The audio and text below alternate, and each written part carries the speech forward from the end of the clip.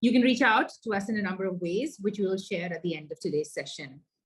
Our agenda would be a 30-minute presentation followed by a 20-minute Q&A session. I request all of you to please feel free to keep your videos on, because this is a small community that is meeting today. Keep your microphones switched off. And at the end of the session, when we open it out for Q&A, we can just switch on the microphones and ask the question, and we'll have a more, it's a closed community today, so it can be a more intimate discussion. But for now, I request you all to just ensure that the microphones are switched off. So without much further ado, let me introduce our speaker. Dr. Michelle Maloney is a co-founder and national convener of the Australian Earth Laws Alliance. She began her career as an environmental lawyer and then broadened her work to include multidisciplinary approaches to creating earth-centered governance and systems change. She now designs and manages social change initiatives that focus on law, economics, education, cross-cultural knowledge systems, community development practices, ethics, and the arts. Within the Australian Earth Laws Alliance, Michelle oversees the work of the Australian Earth Laws Centre, which works with communities, local councils, universities, and other interest groups to provide information and advice about the rights of nature, ecocide, and earth laws in the Australian context. Michelle holds a Bachelor of Arts in Political Science and History and Law from the Australian National University and a PhD in Law from Griffith University. She is also an adjunct senior fellow at the Law Futures Centre at Griffith University and the director of the New Economy Network Australia and Future Dreaming Australia, an organization created by Indigenous and non-Indigenous leaders to promote cross-cultural sharing of governance and ecological knowledge in Australia. Michelle is on the steering group for the International Ecological Law and Governance Association and the advisory group of the Global Alliance for the Rights of Nature. Today, she will speak to us about bioregionalism, greenprints, and rights of nature in Australia. Cross-pollinational knowledge, practices, actions, and impact is a big part of the intention of this group, and we're excited to host this session. Welcome, Dr. Michelle Maloney, and for being a part of this community. The stage is now yours. Thank you so much, Nisha, for a very lovely introduction. It makes me sound like a very busy person. I never feel like I'm doing enough, but when I hear my own bio, I'm almost impressed. No, I'm joking. Very lovely to be with you all this evening. I'm really excited to meet some of you, and I'm looking forward to the discussions.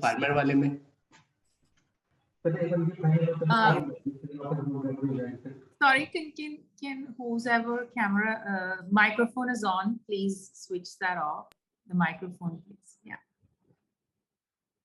Yeah, I was just saying I'm very no, it's totally fine. I run a lot of Zoom meetings and I'm familiar with the comings and goings of participants and different noises. So I'll share screen in a moment. I'm very visual, so I've got a number of pictures and to tell the story of the work that we do. But I really do want to express my gratitude to you. I feel very honoured to be invited to talk to you about our humble efforts to do good work. So yeah, thank you very much for the organisers and for the privilege and honour to be with you tonight or today or whatever time it is, wherever you are. Let me come to this. Okay, so I understand I have about 20 to 30 minutes, so I'll try to keep within time, and please do let me know when time is up. I can talk about a lot of these issues for days on end because I love what we do. It's really exciting work. So I've just called our talk, what you put in your heading there, about bioregionalism and perspectives from Australia and from the Australian Earth Laws Alliance. So what I'd like to talk to you about is I'll introduce you to the work of AILA. That's what we call our organisation. It's the Australian Earth Laws Alliance. It's multidisciplinary, and I'll tell you all about our work. And then very briefly, I'll touch on some of the issues that I guess we see are the challenges working in Australia in a colonial legal system and a colonial governance structure. Every place around the world is different, and whether it's a country or a province or a county or a little local government, we all have our own challenges and our own issues. So I'll talk a little bit about the context of the work we do in Australia. And then I'll introduce, we nicknamed our program the Greenprints approach, and I'll tell you why. It's kind of become quite gigantic, but I'll just give you a little overview of some of the work we do and connect that to the bioregional issues that we look at and the bioregionalism topic more broadly. And then I really look forward to having a chat with you all. And that really pretty picture there is actually what Western science identifies as the 89 bioregions across Australia. I think it's actually a really beautiful image, and we'll come back and talk a bit about that in a moment. So firstly, in Australia, we have a tradition of acknowledging country, and that's because many of us, myself included, are descendants of the people who came from Europe. My ancestors were the Irish folk who were brought to this continent by the British Empire, often as convicts, and a few free settlers in my background as well. Just as an Australian joke, my grandmother always used to say that my Irish ancestors would probably have been horrified that I became a lawyer, knowing that I had embraced the aspects of the British and Australian legal system. But anyway, so we acknowledge country very seriously. Firstly, I'll let you know where I am. I live here in Brisbane. You can see the big red arrow. It's in a state called Queensland. It's a subtropical, beautiful city. But I grew up where that arrow is, in the middle of the edge of the outback, out in the desert. In Australia, we call that the bush, and it explains my slightly relaxed way of being. I think growing up in a little country town has really informed all of my professional work, and I'm glad about that. But I would like to acknowledge country. So that arrow shows you where I live on the Aboriginal map of Australia. If you haven't seen this map before, because I know many of you are not from Australia, this is one interpretation of the many hundreds of peoples who lived and continue to live on the continent that is now known as Australia. In 1788, when the British Empire claimed the continent for itself, the oldest continuous culture on Earth had one of the most established and sophisticated governance systems of all the peoples, and to this day, a deep inspiration for the work that many of us do, and grappling with how we look to a future in Australia that cares for country, cares for the living world, and cares for people is the ultimate challenge for a colonial system, I think. So these beautiful lines and colours show the different countries. And the way to think about Australian Aboriginal maps is think of this as a couple of Europes squished together. These are completely different countries, people with their own cosmology, their own language, their own governance systems, in deep relationship with each other, with their neighbours, and just this remarkable ancient culture. So I would like to acknowledge that where I live here in Brisbane is the traditional lands of the Yagara and Turrbal peoples. This is just a beautiful image to share with you of where I come from. These are beautiful wetlands nearby where I live in North Brisbane. So in Australia, some of the words we use to try to acknowledge country are things like, I'd like to acknowledge the elders, past and present, and young elders now and emerging leaders. I'd like to acknowledge the impacts of colonisation and acknowledge that the land was never given up. There was never a treaty, and the British Empire, in effect, stole land from Aboriginal people. In Australia, a common phrase is always was and always will be Aboriginal land. And I live very comfortably knowing the work I do as a non-Indigenous person respects, reveres, and tries to work in solidarity with very, very close friends from different groups around Australia. So about ALA, the Australian Earth Laws Alliance, our little network, we started back in 2011, 2012, and up until about a year and a half ago, we were run entirely by volunteers. Last year, we celebrated 10 years of work, and we have just been able to secure a little bit of philanthropic funding for my role and 2 other part-time positions, which has been hugely exciting, I can tell you. But what we are is a group of people really fascinated by ideas around earth-centered law and governance. Our deep passion is how we can create an earth-centered society.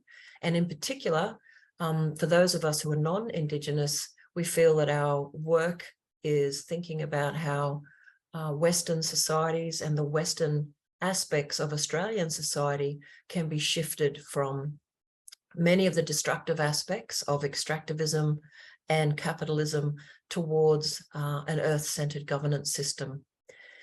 We are interested in how we create systems change from this sort of typical image many of us have seen on t-shirts and Facebook, I'm sure, from a human-centered way of thinking about the world to really truly seeing ourselves as just one member of the earth community.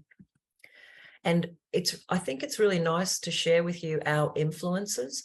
Back in 2009, when the group of us who formed AILA met, we were and continued to be very inspired by the work of Thomas Berry. He coined the term earth jurisprudence and really called for Western and industrialized societies to rethink their relationship with the living world, to challenge these notions of separation and superiority to nature, which go very deep into our philosophical and governance history, right through to the ancient Greeks and everything in between then and now. But obviously, again, being in Australia, I personally, and the work of AILA, is highly influenced by very dear friends who are Indigenous elders and remarkable thinkers and just amazing people. And if you're ever interested in more, please Google Mary Graham and Anne Polina, and you'll find articles and YouTube clips. And the way they share information about Aboriginal governance systems in Australia is really inspiring and really important to the healing and proactive work we need to do in this country to find a better future for all of us.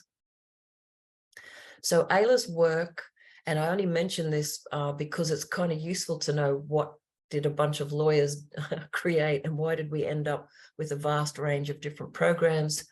First and foremost, our themes of work, we're interested in changing culture. I've already mentioned that. People, particularly in industrialized societies, how can we embrace being a better earthling? That's cute. Someone has managed to click on the right tool to draw on the slides on the screen.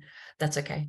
And our other themes are very focused on building community and creating positive alternatives for how the world can look differently and how we can do the hard yards and the kinds of transformation work. And all of that is definitely been the background and development to a whole range of initiatives. We work across ethics, eco-spirituality. We've got an arts program. We've been building community support, and I'll talk a bit about that in terms of our bioregional project. But we've also auspiced for 7 years the New Economy Network Australia, which is focusing on how do we change the Western economy and the Australian economic system to better support people and planet. And Future Dreaming, which isn't listed there. Future Dreaming, as mentioned in my introduction, it's a little group that we're very proud of. It's Indigenous and non-Indigenous people here in Australia working to share ecological knowledge across cultures to build this better future. Okay, so that's the background, and hopefully it gives you a bit of a picture of who AILA is. We're a small core group of people, but we've got really extensive and wonderful networks through different professional groups, lots of different researchers and academic institutions connected to international networks. And we really see ourselves as engaging with the world of ideas and how we turn these earth-centered ideas that lots of great people have into practical initiatives. If I was to use one slide to summarize the things we're worried about in terms of ecological governance in Australia, these are the key points. And I can talk to any one of these for quite a while, but I'll keep it brief. when the British Empire came to Australia and imposed British law in this continent, it brought with us really more than 1,000 years of their own evolution of state-centered, property-focused, and different elements of their own legal system, particularly property law, and seeing the living world, or not so much seeing, individuals don't see all the living world as property, but the legal system and the governance system, really this grappling endlessly of owning property and using property for human needs, which is normal, but sometimes a bit extreme. So we are very concerned about the human-centeredness and the legal system continuing to treat nature as property. Very much, but particularly since the Industrial Revolution, this cultural aspect of pro-growth culture.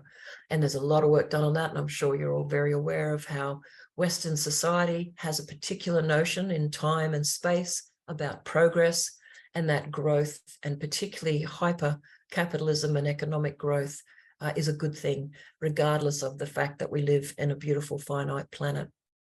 In Australia, we're also very concerned about government and corporate control of resources and information, things that often folks would never even question.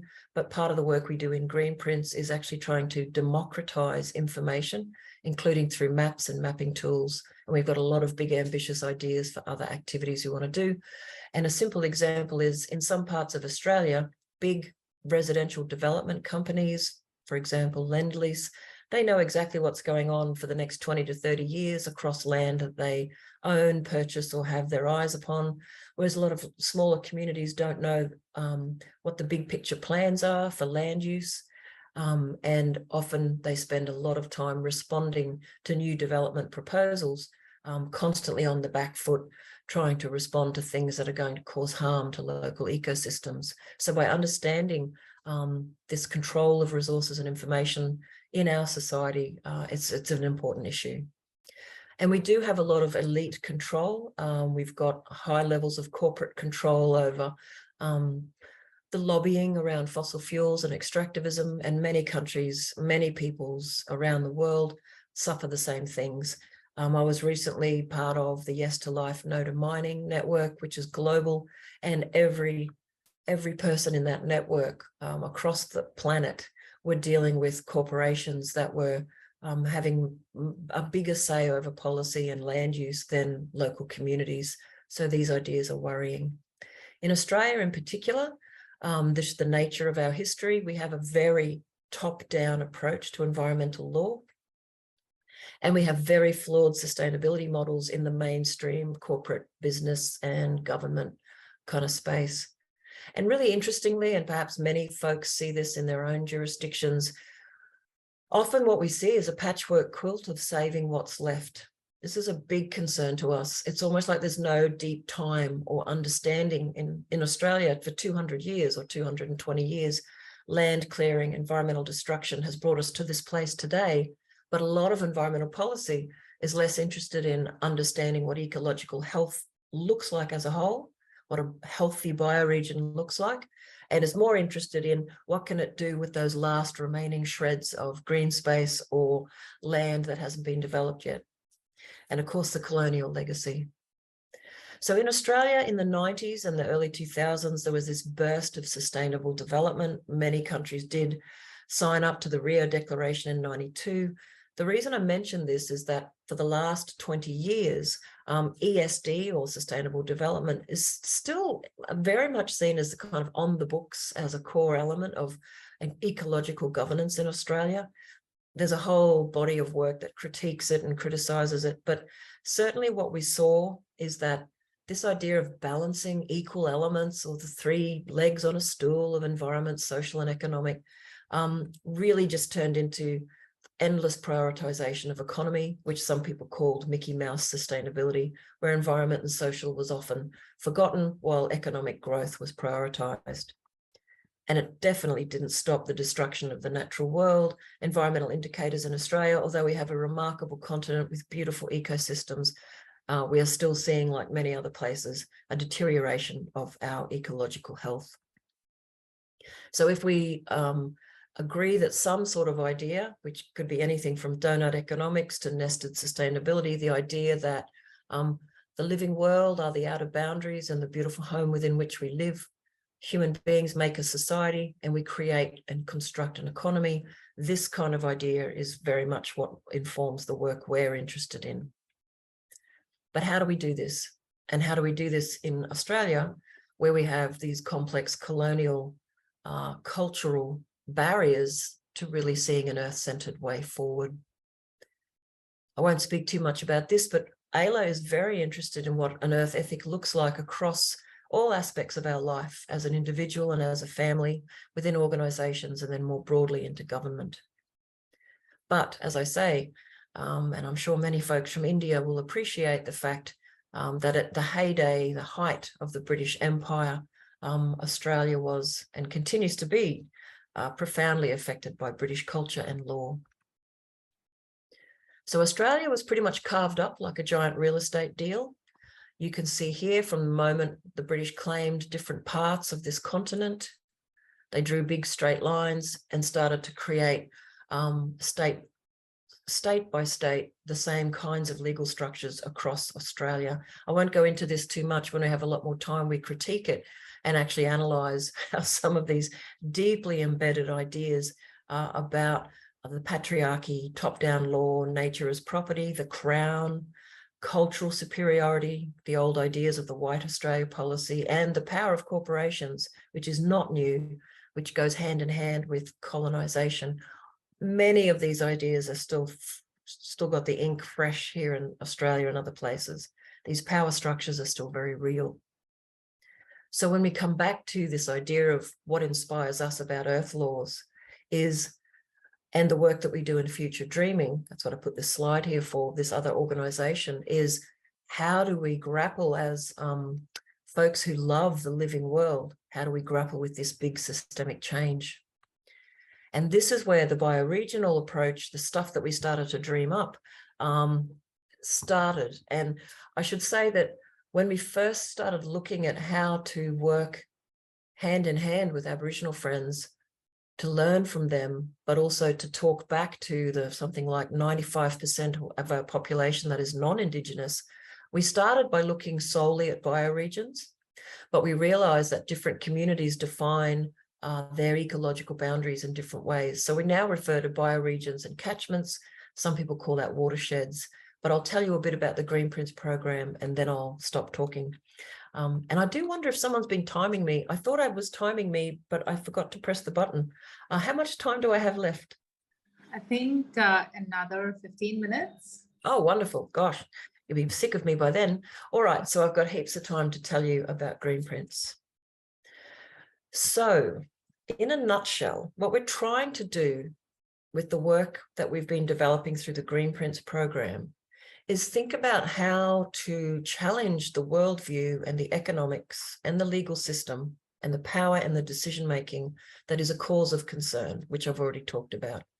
This idea that we have a human-centered, patriarchal, colonial way of looking at the world, looking at nature, an economic system that thinks that using up the place, often without any kind of regeneration or restoration, is okay, and a legal system that I can only speak for Australia, but I know other places suffer this too, where federal and state government decision makers can overrule very easily what local people would like to see for their local place. So these flaws in the current system have inspired us, but more importantly, we've got a very positive vision. Rather than just critiquing things, we're interested in how do you do the big picture thinking right down to the nitty-gritty of specific elements of reform, but not just piecemeal, the bigger picture of shifting towards an earth-centered, decolonized way of living. And how do we change the economic system so that whatever you want to call it, post-extractivist, regenerative, or steady state, donor economics, how do we have an economic system that places the living world and human beings at the center and builds the rest around that? And this is where it comes to the local and the bioregional. How do we look to the natural boundaries that Mother Nature shares with us And how do we use those to center ourselves and our societies in a very similar way to how many Indigenous communities have done?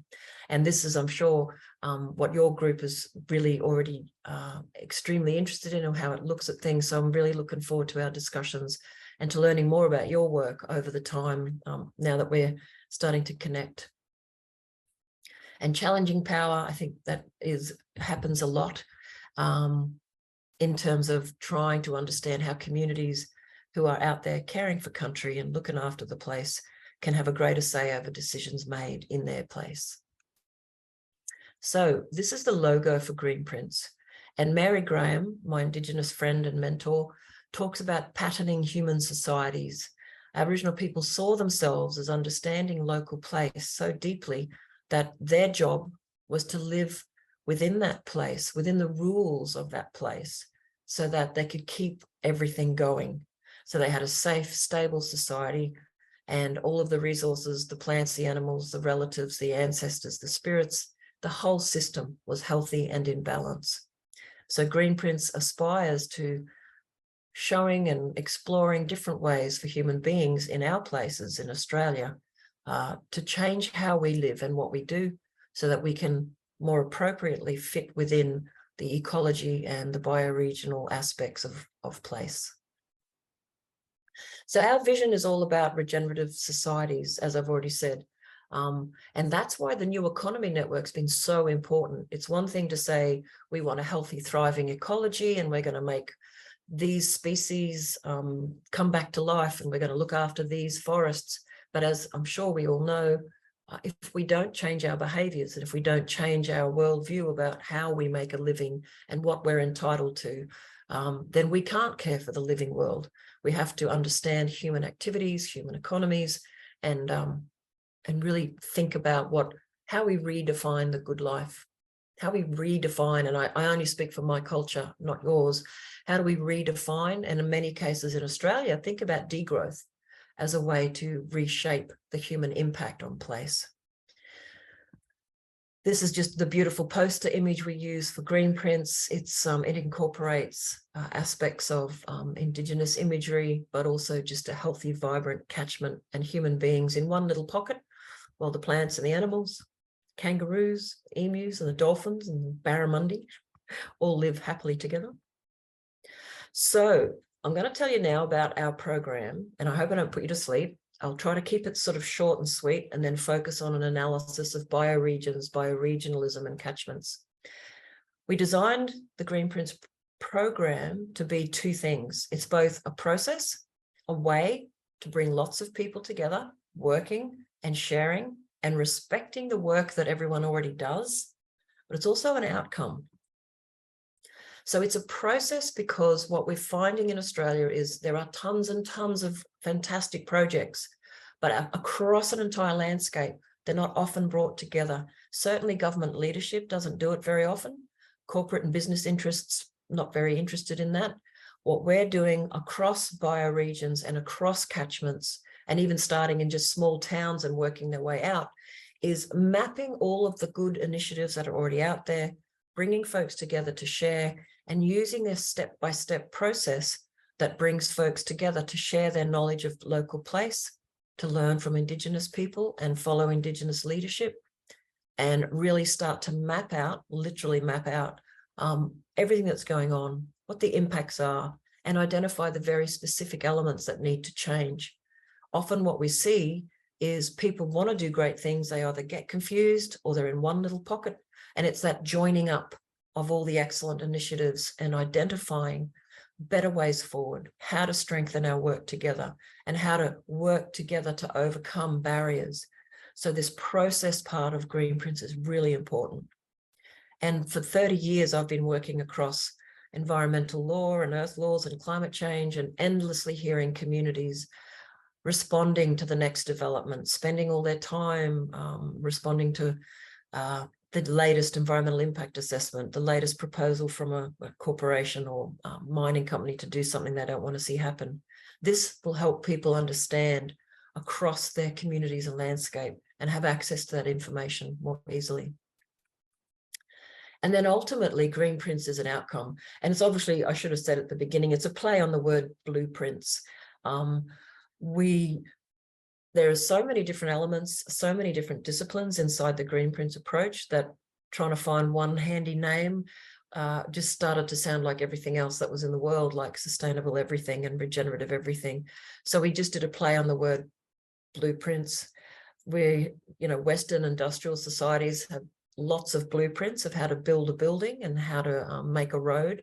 But what we don't have are the kinds of Greenprints that make it easier to develop place-based alternatives to business as usual. So the ultimate goal by getting together, meeting, understanding what's going on in place, doing extra research, filling in the gaps, developing a bit of a workbook on the place and respecting all of the work that different NRM, natural resource management groups, catchment management groups, land care groups, wildlife carers, there's so much good stuff out there, and just connecting it in. And then building a process where people can actually look at scenario planning. And this is obviously not a new technique, but it's a really important aspect of getting people together. Hundreds and hundreds of people over the next couple of years will be brought together in a number of communities we're working with, and using that existing knowledge to then look forward into the future. What will business as usual look like for certain places that are already under pressure from extensive development? What will places look like if mining and coal seam gas and other activities continue? Versus if we work our way backwards from those scenarios, what can we change? What can we move towards? What can we invest in? How do we collaborate to change those futures and to really embed that in a deep, deep understanding of what the ecological health of a place needs? And not just rearranging the deck chairs and playing with what's left, actually going back in time and looking across the bioregion, pre-colonial impact with Indigenous knowledge, and understand which aspects need to be restored and cared for, put back together, etc. So this is a really clunky, simple diagram. It's so funny. But Greenprints is literally got a simple pathway to help people stay sane as they bring together this complex web of information that's already out there. So it offers a pathway to say, how do we get from where we are today to something different? How do we use the very best of the tools out there? And I should have also stressed, Greenprints does not pretend to be something new in itself. What it's doing is providing a valuable service by bringing lots of different tools and mechanisms into the one space so people can pick and choose what will work for them, whether that's ultimately using the ecological footprint method, whether they want to integrate donut economics, whether they want to play with concepts of steady state economics. We've got all the different bits and pieces, starting from Indigenous knowledge of place to Western scientific knowledge of place, through to understanding human impacts across all aspects, doing economic analyses, and then weaving backwards into, well, what would it look like once we've worked out a few of the things that we need to change and a few of the things we want to strengthen? How would we embed that in a legal system? And this is something that, as far as we know, no one in Australia is actually looking at, which is retrofitting law to keep bioregions healthy. And that's a whole nother story about how Australian laws work at the moment, which is not exactly where we want them to be. And a place-by-place legal system is unheard of in Australia to an extent, but it's a way of creating alternative thinking for our future. So what we did to help people stay sane, and each one of these deceptively simple steps has got a ton of different methodologies and understandings under them. The Think Differently is all about earth-centeredness, decolonizing the way particularly Westerners think in Australia about what we should have, the kinds of things we expect from place, everything through to notions of time. And this is why we're so lucky to be able to learn from Indigenous elders here in Australia about circular time or multidimensional time. It strips away ideas of progress. And we've been exploring some aspects of that around notions of real estate and land ownership in Australia. So anyway, thinking differently is really important and exciting. Defining ecological boundaries. This is a fairly non-ideological way of saying to folks, you tell us which part of your place you want to look at. So some of them, it's a catchment. And if you don't know what a catchment is, that's basically just saying when it rains, which way does it all flow? And I can show you a map shortly of the big catchment systems in Australia. And it's from that, and it's really just a thinking exercise at the beginning. Define your ecological boundaries. It could be one of those 89 bioregions. It could be the 415 subregions, which I'll show you. Then we've got, as Eleanor Ostrom says in her Nobel Prize winning work, a way to work together through the commons. You have to put boundaries around something and then work out what's going on and do a whole bunch of other things. And this is the fun stuff. We have fun things like bringing folks together across a one-day workshop with scientists and mushroom experts and koala and kangaroo experts, where people actually start to get to know their place. Because one of the biggest issues we have with Westerners in Australia is a disconnection. They don't even know where their water comes from, what their local river and creek system is all about. The plants, the animals, and other things like the geological foundation. So that's a fun part of getting to know your bioregional catchment. This thing is massive, understanding human activities. This is where we do the economic analysis, pull together lots of research that's already out there. And then we work out how certain places going. Now, in Australia, we have small communities out in what folks might call the outback or on the edge of places that are shrinking. Populations are leaving. Are we in overshoot? A lot of these places aren't. A lot of these places are shrinking. But there are other places where those cities are just growing. And yeah. Sorry to interrupt, but do you think we'd be able to wrap up in another 5 minutes? Yep, not a problem. So we've got these steps, we've got this methodology, we've got communities that we're working with on the ground. We have coordinators, they're all volunteers who are starting to do some of the research and the work. Very important to us is working where we can with Indigenous elders and local people. And these are the bioregions, as I mentioned, but it's a fairly large scale. For example, I live here in a dot. It's a big bioregion. What we have is the bigger catchments and then smaller catchments. So we pick our ecological boundaries, and bioregionalism is something that is engaged with in the process of people thinking about where they live, what their place is all about. You know, are they sandy desert folks or are they ocean people? Are they river people? How do they live? Where do they live? What's important? And who else lives in that community with them in terms of plants, animals, and non-human? And I've mentioned the new economy. Oh, we always joke about the snail of destiny. There is no snail of destiny. There is no perfect way to do any of this. It's a total mess. Social research is messy. Human beings and bringing groups together is messy. So Greenprints has steps to keep us sane, but they muddle together and things go in different orders. Now, the role of bioregions, I've touched on them throughout my talk, but in Australia, it's bioregional assessments through the National Reserve System. Many of them are very well known. There's been a ton of research on them, and they're a really nice foundation. And it's really good to think of the planet in fractal terms, ecoregions, the terrestrial ecoregions across Australia, which you can see group bioregions. And then you've got the sub-bioregions, lots and lots and lots of little ones. And all of this stuff, they're the subregions. Can you see that? So within the bioregion I live in, there's all these other little bits and pieces. And not to get too crazy about classifications, but a lot of work has been done to tell you what this place is like and what human interaction in those places can be. And these are just simple examples of what the steps you go through. But that's me. So I'm sort of on time, I think. So I say thank you for listening. Please accept my humility in terms of the work we're doing. We do not pretend to know any answers. We're asking lots of questions. And our main goal is to bring lots of terrific people together so they can co-create and put all the jigsaw pieces together.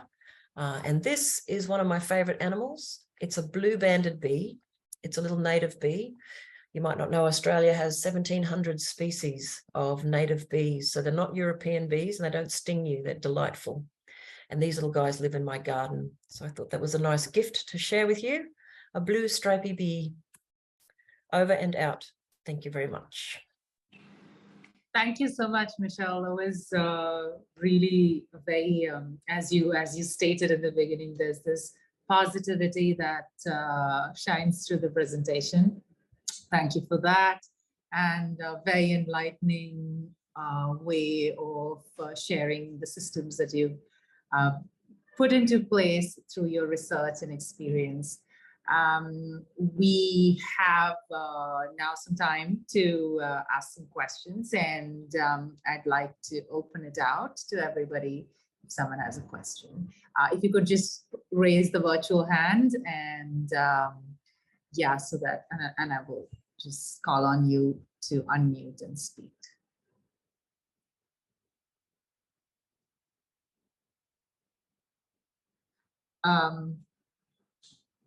Yeah, while people get comfortable getting into the more ease of asking questions, I wanted to just speak a little bit about the shift that is part of this whole movement, which is the deviation from the one truth. And that's a big part of how colonial systems have come into place, right? There's this idea of one truth, one science, one form of growth, one meaning of development. And as part of your work, how do you work with deviating from that? Because as you've shown, there's so many bioregions and sub-bioregions, and every factor has so much variation, and like whether we're talking about limits or whether we're talking about care or what it means to be a human in that space. So how does that fit into your way of working? Yeah, it's a great question. And I hope that from the work that I've shown you a little bit of an insight to, how would I explain that? It's in the talks that I give and in the initial discussions with people, we make it very clear that we come with humility. We're not consultants. We're not offering a cookie cutter solution, and that it's all about how local people think about their place and what they're worried about. And there's lots of different ways to start those conversations. So some groups come to us because they're sick of responding to development applications. So they might talk firstly about economics, and then we open up diverse conversations. And by having done this groundwork, setting up NINA, you can say to people, look, there's so many different ways to explore the economy. What do you think it is? How can we think about it? And then if other people say, oh, well, we only want to work the way we've always done in a catchment, or we've done it this way or that way, we let them settle into explaining to others and working together with exploring different ways of classifying or exploring. But I think the one thing we try to do in our meetings and discussions and setups is really put it onto local people for them to work together, to talk about how they will classify a place or describe themselves. So we've got one group that are really coming from their town, and their town sits on a couple of different places and bioregions, and they're working from that. And others are really looking at their river system. So we certainly, I don't know, I guess some of it's in the style of how we work. We don't come at people with an ideological or one way fits all. We literally bombard them with the steps, keep us sane. They might help you. And within that, there's lots of different ways to explore and to see and to do. So I think some of it is literally just the gentleness of communicating. You're not coming in going, thou shalt use the bioregion as the boundary. And people go, but catchments are more useful. So we say, yeah, whatever. As long as you look at Mother Nature and start engaging with what needs to happen to care for place. Great, thank you for that. So there are a couple of questions in chat. Mark Merritt asks, can local councils and shires get onto bioregionalism? And Mark, I'd also invite you to unmute and ask directly if you would like to. I was going to say, I know Mark very well, so. Hi, Mark. Hey, love. So, I mean, it seems to be obvious that local councils or shires would be, first in line to initiate discussions on bioregionalism. Well, you'd think they would. But as you know, Mark, in Australia, governments are very slow-moving creatures. I'll tell you one thing I'm excited about, that a couple of really amazing women in the Newcastle City Council, so that's near the city of Sydney, they have got the smallest snippet of reference to Greenprints and Ayla's work in one of their new local strategies. And this is their way of cracking open the concrete of how their council sees the world. So there's two things really that's interesting, Mark. In Australia, local councils are the creation of state government. And as we know, state governments can move them around, amalgamate and change however they wish. Theoretically, with the right leaders, they could try to have local councils boundaries looking more like local catchments or local bioregions or subregions. So theoretically, absolutely we could, but like everything else in Australia, the institutions, the laws, the governments are very entrenched in their ways. Many are exploring new ways, but it's early days. So great question. It's very, very much a colonial mindset still. Absolutely. And even getting them to think about patterning ourselves as humans into a place is a revolution. I've been working in this space for, gosh, I'm getting old, 35 years.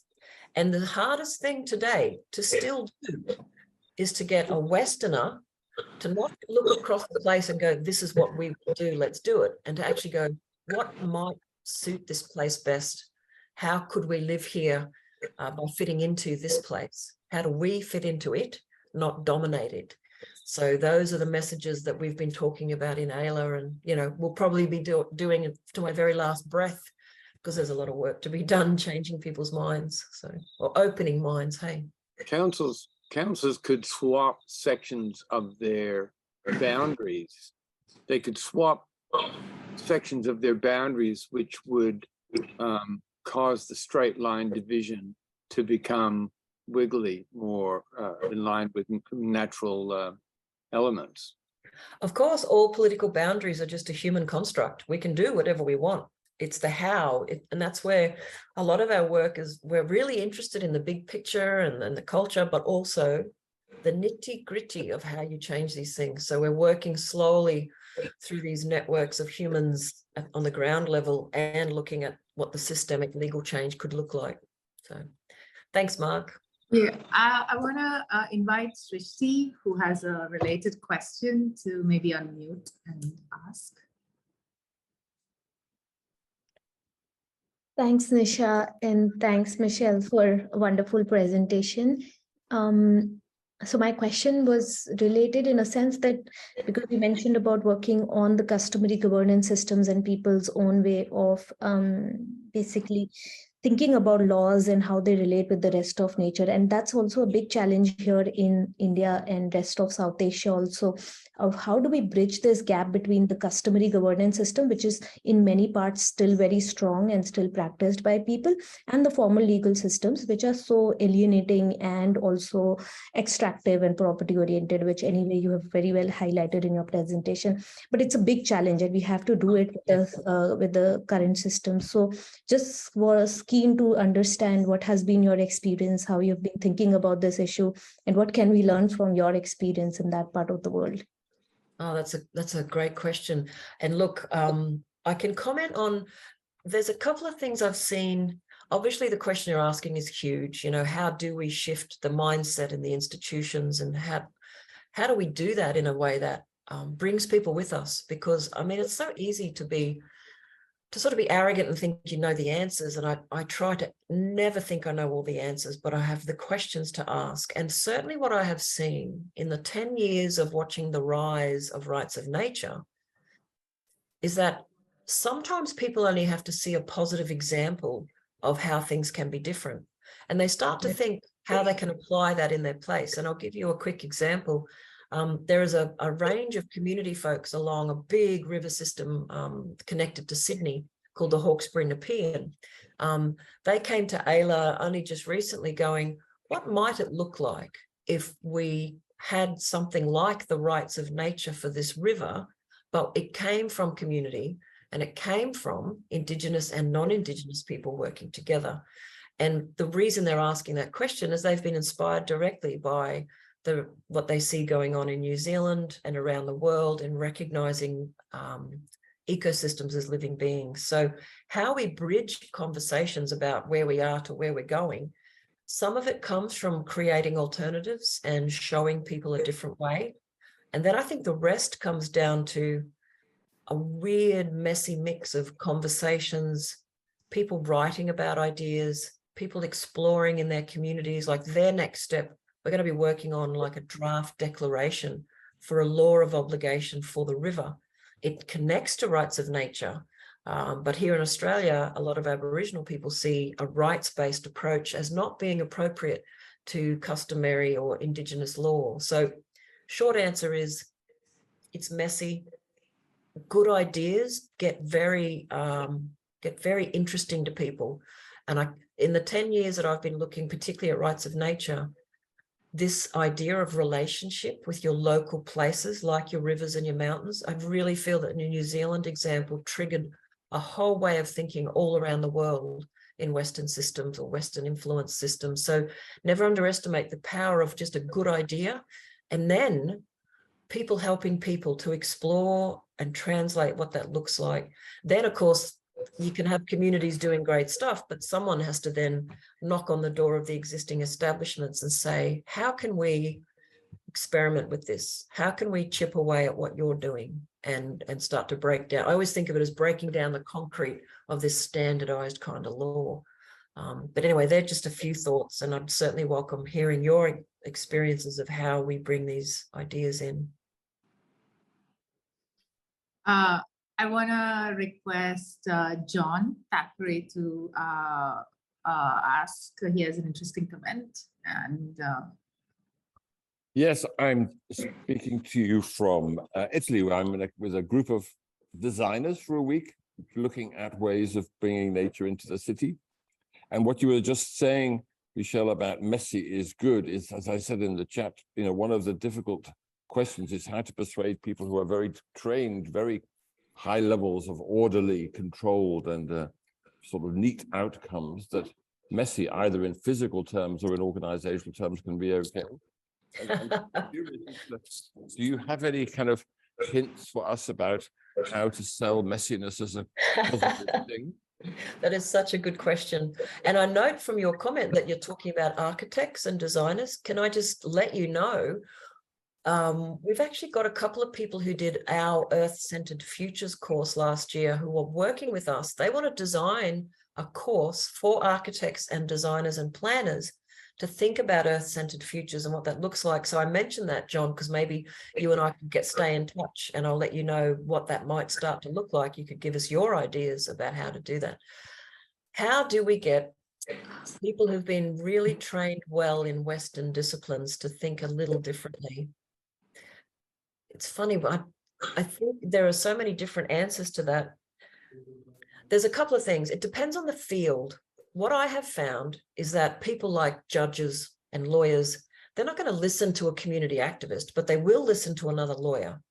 And judges only listen to judges, right? So maybe in your profession, you need the early adopters, the leaders, the creative thinkers, the people that your profession look up to crack open that concrete and show them this other way. So all communication is about, to me at least, those two core issues of who is your audience and how do they learn? Because some groups, like, you give me a new idea, I'm going to eat it up like a chocolate. I love being exposed to different knowledge systems, etc. But somebody else might learn completely differently. So always be thinking about who is it you'd like to influence or share ideas with, and who will they listen to? Sometimes the messenger is almost more important than, just handing them information. And the other thing is, I think my experience as someone trained in the legal profession in Australia is, human beings are aching for more connection and fun and love and laughter. If you can often grab people out of their professional environment and not just go to some stuffy retreat, but let them go on country, let them talk to people, let them have their minds blown by different cultures and different approaches. That experiential side of things is really important. It's often very hard to make happen. It costs money, it has resources, but depending on who you're with, you know, blow their minds by showing them a completely different way of doing, and get them involved and let them have fun. You know, we live in scary times, and one of the things that we talk a lot about in AILA is love and fun and security and that relationist ethos, just finding some kind of sanity with each other and feeling good enough to try a new idea. Thank you. I'd like to invite Madhuresh to ask your question. Yes, he's been very patient. I saw his hand up. Hello, Madhuresh. Hi, thank you. Thanks for this wonderful presentation, and it has been great listening and the kind of work you're doing. I had just some questions about, I know decolonizing law is extremely difficult, and but I was hoping to answer two things. One, decolonizing law, but also acknowledging the fact that the Indigenous, you are on Indigenous territory, and they are the ones who are inspiration for this work. Still somewhere I heard, I mean, with the language which was used, sustainable economies, rights, and all the language, which seems to me like what a non-Indigenous way of referring and talking is about. Yep. I wonder what's the reaction of the Indigenous people have been to this approach. And the reason I'm asking this question, because coming from India, we are also a very unequal and a divided society on caste lines. Yep. And many a times when the caste societies use certain concepts by the Adivasi, which is the Indigenous equivalent, or the others, it often gets said as that you are taking our words and you are taking our spirit, but Yep. imposing your own ideas. Yep. And then they get to look at that, okay, how, as an organization, how many people you are employing, are they Dalits, or are they working with or connecting with? So what has been your experience of, one, what has been their reaction, the Indigenous people's reaction, and second, how in your own organization, AILA, how have you tried to practice some of that? Thank you. Oh, great question. And again, the language issue, the words we use, the terms we use, it depends on your audience. I feel like I've spent 30 years being a chameleon, where I'll walk into one group and sit under a tree and have a chat and have a listen and see what their concerns are and what they're interested in, and change the way I talk completely.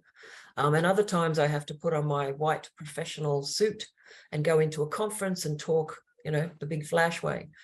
In this presentation to you, I gave you the Western version of how we talk about stuff. But depending on groups and audiences of who we listen to and who we work with, that all changes. Now, in Australia, your question about working with Aboriginal friends,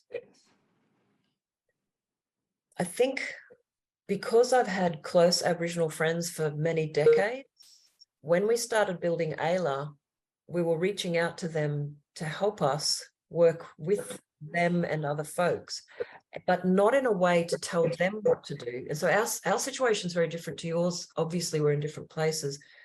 What we tend to do is work with elders, and we bring them into spaces where they share with others their own insights, their own language, their own words. And I'm working on a book with Mary Graham, which is very, very important to both of our work, because she gives an Aboriginal perspective on the relationist ethos, and I reflect on what aspects of that cultural approach mean for Western society. So neither one of us is pretending to be the other. We're not appropriating language, but we have developed trust and friendship so that we are working together. And we'll often, in our webinars with other people, we kind of talk to each other about, oh, is that how you describe that? Yeah, our culture doesn't do that. We might say this or we might say that. How do we explore that together? So there's a real worry about cultural appropriation, which is what we call in Australia, like a white fella grabbing Aboriginal terms and pretending they know what they're talking about, and I'm an authority. And I've always avoided that so desperately. But mistakes get made, you know, you can still make a mistake. So how do we navigate different cultures and different groups again, it's like I said to John, it really depends on the group, the audience, the messaging, what you're trying to do together. Yeah, I don't know if that answers the question. We're keenly aware of cultural appropriation, keenly aware, and this is why I always situate myself in my culture and my place and my descendants, my respect for others. And then the rest is through relationships of working together, you know. We don't overreach. Thank you. Yeah, I'd like to invite Ashish to ask your question. Thanks, Nisha, and thanks, Michelle, for this. I echo everybody else in acknowledging what a fascinating presentation this was. Too short. I'm sure we would have loved to have much more depth, but maybe another occasion. So my question relates a little bit to what Mark and Shrishti had asked. I think we all know how difficult it is to shift policy, to shift, not just because of the sort of bureaucracy and the slowness of government, but also because they tend to work with neoliberal, capitalist, patriarchal mindsets much more, and continue to do so, and colonial mindsets all across the world. My question is, what about, because Australia, like in some other parts of the world, has also had a very powerful Aboriginal movement for reclaiming territory or country. Are there examples of where Aboriginal peoples are maybe even getting together to establish bioregional large landscapes and territories, regardless of what the government might do? I'm thinking here of, for instance, the very exciting initiative in the Amazon, the Sacred Headwaters Initiative. They had also spoken to our group a while back, where 30 indigenous nations are coming together to claim 30 million hectares or 60 million hectares of land across Ecuador and Peru. Obviously, lots of struggle. It's not going to be easy. But at the very least, conceptually and in terms of claims, to say that we don't necessarily even recognize the Ecuadorian-Peruvian border, because we have been crossing it ever since, and the Amazon doesn't recognize it either, or animals and other species. So is there something like that in Australia, which one could kind of be inspired by? Yeah, look, and again, as a non-Indigenous person, I've probably only got access to a number of examples. What I can do is just share a couple of things that I'm aware of now. So firstly, it's very important to remember that in Australia, there was never a treaty. So legally speaking, Aboriginal people never gave up land. So when they say unceded lands, very different to other places where they've had a treaty, complex. But so number one, most Aboriginal people who have stayed on country have never considered themselves of giving it up. And many of them continue in bioregional groups and relationships, if you know what I mean. So it's really interesting. And the pattern of white settlement in Australia started around Sydney, Melbourne, and moved up. Now, there are places up in the Kimberley and Northern Territory in the top parts of Australia where English is a fifth language, where Aboriginal people still speak their languages, they do their traditional practice, they work and they meet and they gather in the traditional ways. I don't mean they live completely traditionally, but a lot of those bioregional connections are still there. In terms of examples of Aboriginal groups sort of claiming back land from, say, the Australian federal government or whatever, in the 1970s, there was the land rights movement. So there's two big things to be aware of. The land rights movement came from Aboriginal activism. And that was then the government saying, okay, we're going to pass an act recognizing your homelands. So there's a lot of places up in Arnhem Land that the land is under the control of Aboriginal people. Later, and I won't go into boring details, but just if you're interested, later, the native title claims came through, which has in fact started to change the entire legal system. Whole nother story there. So there's some really interesting developments. However, in terms of Aboriginal people coming together, like the example you gave in the Amazon, like a big network or block. At the moment, there's examples of Aboriginal people really pushing government to recognise Indigenous cultural rights to water. And they are working as a block in terms of Indigenous leaders talking to federal water ministers about Aboriginal people must have access to rivers for their culture and for their people. So that's one example.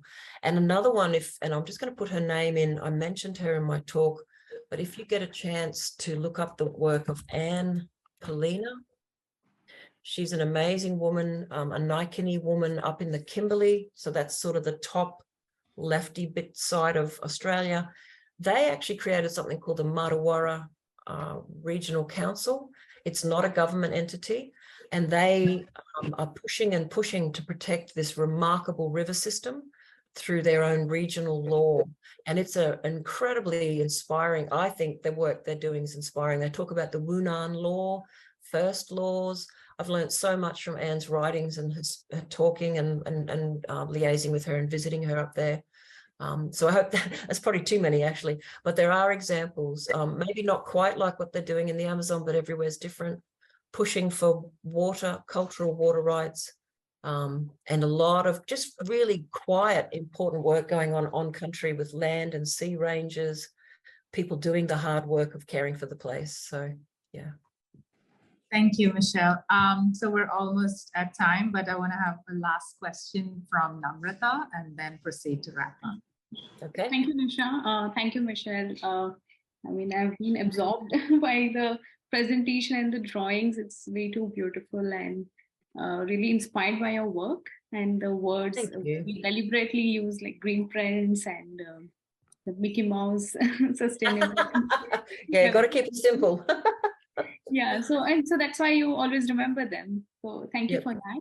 I wanted to ask you, when you mentioned about the bioregions, so how these bioregions have been mapped. One, is it recognized by the Australian government or other councils, whatever equivalent you call them? And if yes, then do they overlap with the administrative boundaries, the current existing administrative boundaries? And if yes, then how it works? Is the bioregion recognized in the policies? And if not, then what are the challenges of getting policies and governance according to a bioregion? Yeah. Oh, a lot of questions.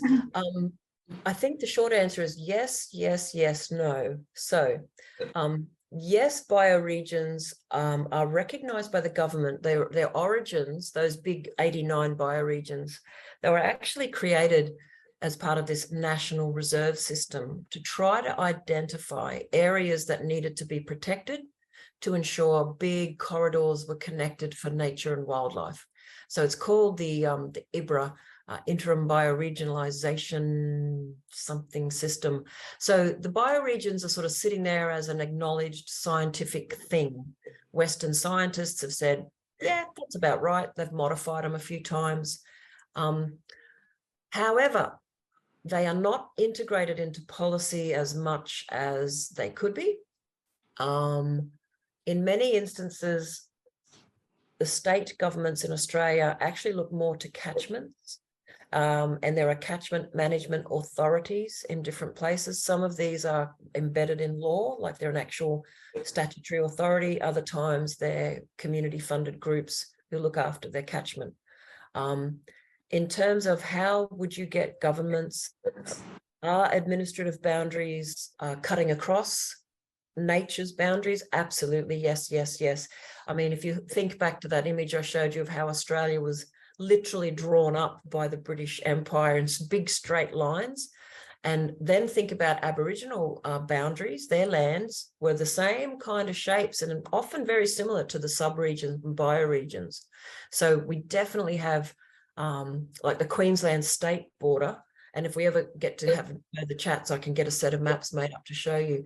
You can see certain bioregions cut across different state borders. And if Queensland shows you a map of bioregions, it literally cuts the bioregion in half and doesn't show you the rest of it because it's not in that state jurisdiction. So bioregions, in a nutshell, bioregions in Australia are recognised as a scientific classification. They are used in a number of different ways by natural resource management groups here and there, but they are absolutely not part of any kind of political process. If that was the case, I think I could rest and go off and become a gardener because I wouldn't need to do Greenprints. You know, if you could literally just connect some of our planning and development laws in Australia to the work of catchments and bioregion understandings, you'd have a huge leap forward.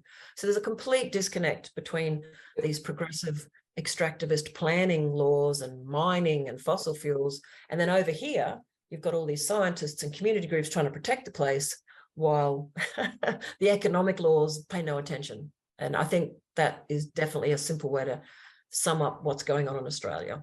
So does that answer the questions?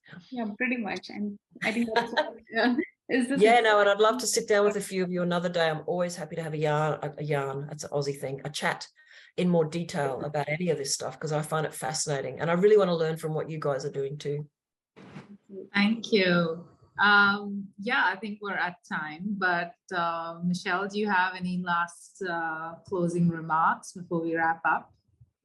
Thank you for the invitation. No, I just want to say thank you. It's been really lovely speaking with you, and I appreciate your questions and attention.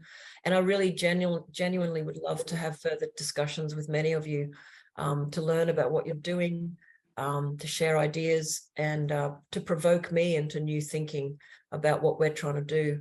And even checking in with you in 6 months, I think we'll have some really nice stories about trying to build the communities. And we've got these 5 or 10 people in each pocket that we're working in who are now super keen to do the steps and bring people together and see what comes out of it. And I think it's I'm really looking forward to that process. So thank you so much for your time. It's been fun. Thank you, Michelle. It has been a very engaging and inspiring and heartwarming presentation. Really appreciate the colorful graphics that not only serve to deepen the understanding of the concept we were speaking of, but also really to spread hope and joy. Your vast experience and diverse knowledge has brought much value to each of our own diverse pathways to action and impact that we're following in our own lives. The earth is an evolving, a dynamic and enigmatic being, and an earth-centric approach highlighting rights of nature is a much needed piece of the puzzle in our pathway towards decolonization. I just want to speak shortly that the South Asia Bioregionalism Working Group organizes many such events and webinars, and we would love to have all of you participate in more. Namrata will share that information in chat. And we have done some exercises and research on mapping and understanding bioregionalism in South Asia, both terrestrial and marine. And you can access this information on our website as well and connect with us to learn more. As mentioned before, we are a collective of voluntary members exploring bioregionalism in South Asia. We're a diverse group and we welcome diverse involvement. So please feel free to reach out. It is a process and an outcome, as Michelle said, and she brought this up in relationship to Greenprints, is a phrase I want to leave you all with as we close for the day when we think of bioregionalism and thinking of new ways and new systems. Thank you very much. Thank you, Michelle, for sharing so liberally today, and thank you to each and every one of you who took the time out to attend, and I hope to see you all soon. Thank you, everyone. Thank you so much, everyone. And I'll definitely be joining your network in some form and coming along to your other talks. So thanks for that. And I've just put my email address there. If anyone wants to shoot me a note, say hello, tell us about what you're doing, that'd be great. Thank you. Thank you. Have a great evening. Everybody to save the chat.